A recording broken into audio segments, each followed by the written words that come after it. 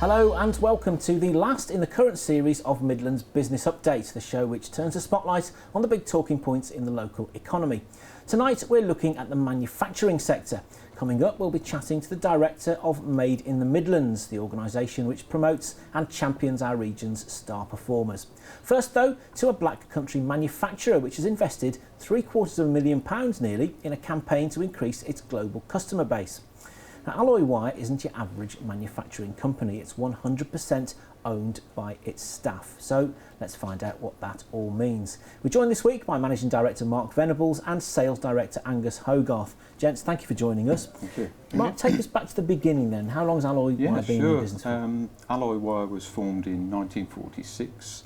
It was originally set up to produce electrical resistance wire for heating elements, and that was very much into higher volume products, and probably in the 90s the management team could see that that was going to become more competitive, so changed strategy into more niche products, into nickel alloys, and also really into smaller quantities, and this really changed the destiny of Alloy Wire. Was it something that the industry was demanding at that time, or was it something your company took the lead on then? I think it was a combination of both really, that the industry was obviously looking for new manufacturing opportunities, and also the fact that really it was the vision of the management at that time could see that they needed to change.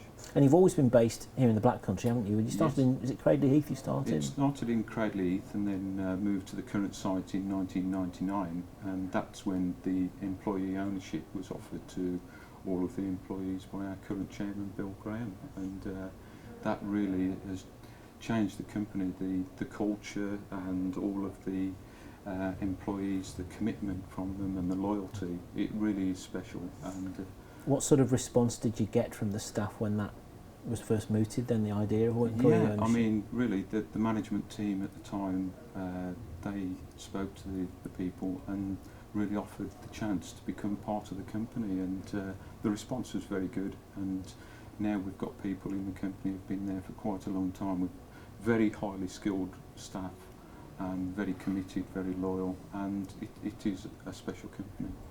And with a really wide spread of products, haven't they? I mean, Angus, just talk to you bought just a small cross-section really in here. Just talk us through what we've got here then. Some of the yeah, sure. I mean, Mark mentioned about the electrical resistance wire for heating elements, which we were making in tons almost for the Far East market, for heating elements going into electric toasters, kettle elements, and also industrial heating elements. And as Mark said, we then diversified it more into the more exotic high-performance alloys, which are used in springs that may be working in furnaces or very high-temperature environments, or very corrosive environments, such as valves in the oil industry, where that particular material needs to stand up to sour gas and other rather nasty chemicals as well. And I mean, you're involved in the space industry, model rails. You see some model rails. Yes. I mean, model rail. We manufacture the rail, the wire there, which is a profile wire. Yeah. We manufacture a considerable amount of that for a British company here, who are manufacturing that model railway track for the enthusiasts.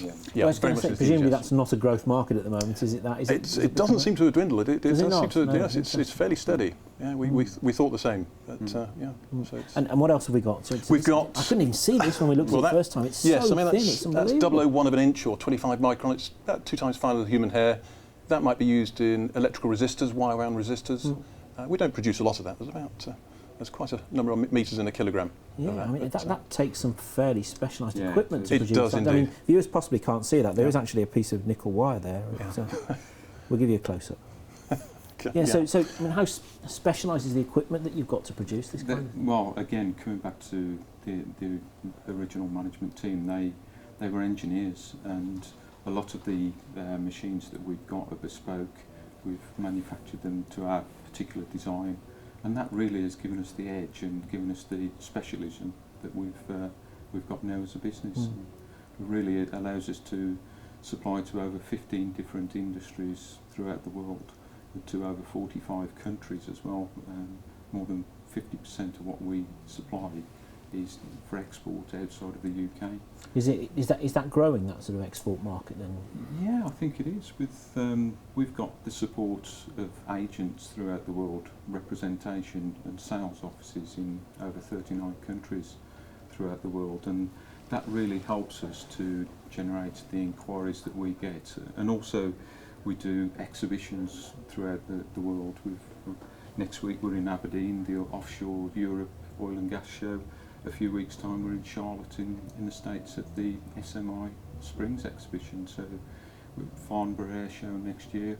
We are truly global, and it's really exciting times for our Yeah, I mean we talked about the fact nearly £750,000 of investment, but one of the big turning points I guess for the business was a couple of years ago and the management buyout that took place. Yes. Now, you've been around with the company both before that and since. So what was it like around that time then? What led up to it? What led up to the opportunity, the timing was just right, and it was the vision of our managing director at the time, Bill Graham, and great foresight to ask everybody if they'd like to become shareholder of the company. No promises, no guarantees, but they knew that if there was somebody worth following, it was Bill Graham.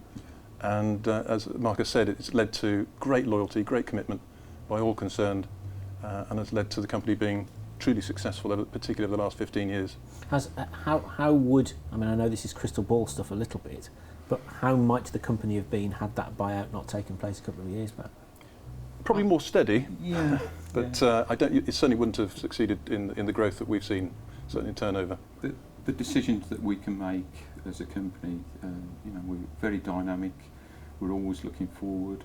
We're always trying to stay ahead of the competition. So from that point of view, the opportunity that Bill and the previous management team gave us to buy the company 2 years ago, and really our target is to replicate that when we decide to retire. We're trying to get the right team in place, which we've got a very good base to work from, and sell the company back to them when we retire. You don't look like the sort of gents that are ready for retirement. No, but again, we do plan ahead, and it's constantly looking for new opportunities, and that's what we do. What is the marketplace like for a company such as yours at the moment? How is the economy? There's challenges out there, yeah, what with the China and the European issues, but generally we're quite diverse, and we've got a number of industries that we supply, and from that point of view, there's one market is down, which one at the moment which is struggling is the oil industry. And the drivers are delighted about that at the moment. That's right. Yeah, but no, I think from our point of view, we're quite diverse and we're very specialised. The wire that we produce really is a premium quality wire. Do you have many competitors here in the UK then, or what are your main competition? There aren't a great number. Certainly not that many. I'm not sure if there's any that do exactly what we do in terms of very short lead times, as Mark's mentioned, a premium product, and delivering accurately on time. That's 95% of our product is delivered on time worldwide, and that's 50% of our product goes worldwide. So obviously you would be affected quite dramatically as a company by any decision that might happen with something like the EU referendum this year or next year or whenever it is. Do you have a view on that? Would you be, are we better in, better out, without getting party political about it? From our point of view, we've been supplying and exporting to Europe, the rest of the world, for a good number of years. So I'm sure whichever way the referendum goes, we'll continue to trade in Europe because we've got good experience of that. So what's the next 12 months maybe got in store then for Allowire? Any particular new product launches or new directions or anything we should look out for? Well, we're constantly looking at R&D, certainly new products, and that's why we're constantly bringing in new machinery and equipment into the company. It'll be interesting to see what comes from next year's exhibitions. We've got some fairly exciting exhibitions next year with the Farnborough Air Show in particular. The wire show in Dusseldorf, and it attracts alloy wire attracts a lot of new and existing customers. So it'll be interesting to see what comes. And is it easy in an area like this to find the kind of staff that you need to do this kind of job? Is this a good place to recruit? In terms of the recruitment, what we look for predominantly is someone who's got the right attitude, wants to work as part of a team, is very flexible, and from that point of view, we're not always looking for the most highly qualified people. We're looking for more about the people and how they will fit into the Alloy Wire family. So it is difficult to recruit because we're looking for a special person who wants to join the alloy wire team.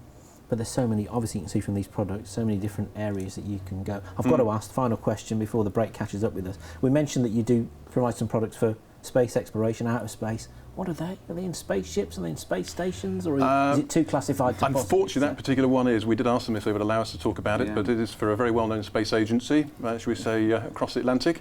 Another rather interesting aircraft. There was one recently where a very old aircraft has been in service for 50 years. We produced a very fine flat ribbon for that to very exacting tolerances. So we're very pleased or proud of that fact. I don't want to get you into trouble, so Mark and Angus, thank you for coming in. We'll leave it at that. After the break, we'll be finding out about the organisation called Made in the Midlands and the work they're doing promoting our thriving businesses.